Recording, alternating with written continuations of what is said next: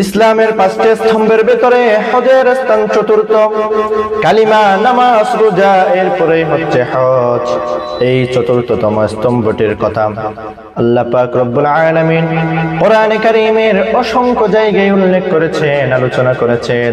যেমন আল্লাহ পাক রব্বুল আলামিন বলেন, ওয়াতিমুল হজ্জ ওয়াল উমরাতা লিল্লাহ, তোমরা হজ করবা, উমরা করবা কেবলমাত্র আল্লাহর জন্য, দুনিয়ার কোনো মানুষকে দেখাবার জন্য নয়, দুনিয়ার কোনো মানুষ হাজী বলার জন্য নয়, কেবলমাত্র আল্লাহর নৈকট্য পাওয়ার জন্য, রবের রেজাবন্দি হাসিলের জন্য হজ করতে হবে, দুনিয়ার কোনো মানুষকে খুশি করার জন্য নয়।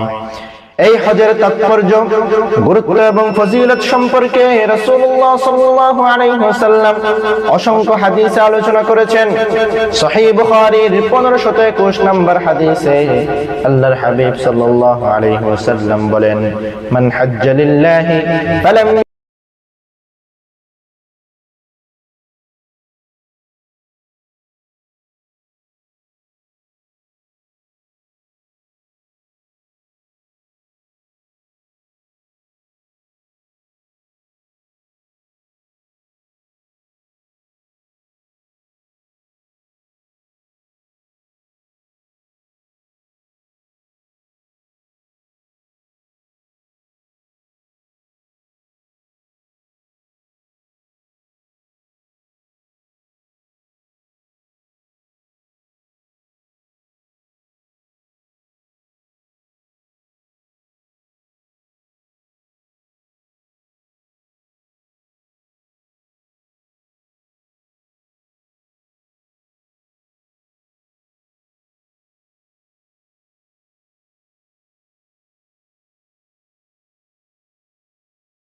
আল্লাহ পাক আমাদের সবাইকে জীবনে একবার হলেও বাইতুল্লাহ জিয়ারতের তৌফিক দিও, আমিন।